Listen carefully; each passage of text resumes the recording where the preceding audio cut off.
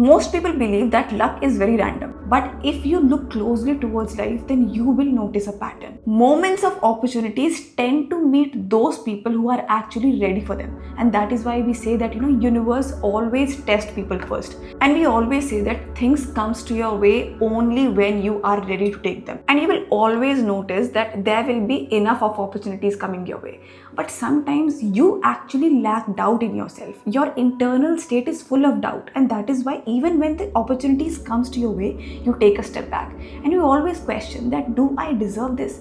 Am I ready for this? And unless and until you are not ready internally for that opportunity, you will not find a way towards it. So luck is not random. It is just timing, which is meeting preparedness, your clarity and your courage. Are you ready to take that opportunity? Are you prepared to take that opportunity? If you even have 1% doubt, you actually kill your luck. And that is how doubt also works in the quantum field. Your brain generates a real electromagnetic field every second of every day. And when doubt comes in, that field actually fractures. The Bhagavad Gita warns that the ignorant, the faithless and the doubting soul perishes. For the doubting soul, there is no happiness in this world nor the other. That actually means that when you have a lot of doubt inside you, you will not be able to see the opportunities. You have conditioned yourself in a way that you are actually stepping back from the opportunities in front of you because your dominant mental state has become full of doubts.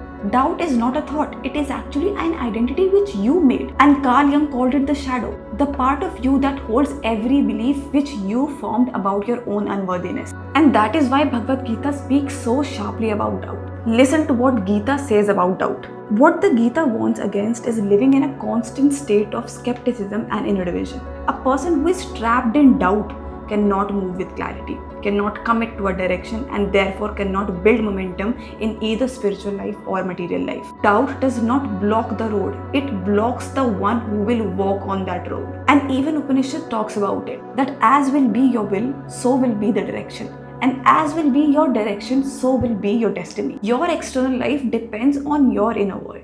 When your inner will is fragmented, is scattered, so obviously life will feel very chaotic and random. But when your will becomes steady, life actually becomes responsive. You start to see opportunities which you once ignored. The Stoic described something that of the inner citadel. The inner citadel is your inner center, which even remains steady even if the world is unstable. That means that even if the circumstances around you are not good, but your inner will is strong, then it won't let you buck. But when your inner citadel is weak, even the small happenings will cause you suffering. The Vedic concept of Sankalp also talks about the same thing, which is your sacred conviction, the unwavering core you have of you. And it talks about who you are and how will you take stand in life. How will you stand strong in front of all the circumstances which come towards you. See, every philosophy, every scripture talks about not to control the universe, because we cannot control the circumstances which we go through. We cannot control the situation which will come towards us. But they talk about your inner will. They talk about mastering your will in front of those circumstances. So even if there are a lot of circumstances coming towards us, but if you master your will, then slowly and gradually your conviction becomes so strong and it actually becomes your dominant thought pattern. And that is why people who have unwavering beliefs in their work, you always call them lucky. But it is not luck. It is that they are open to receive that.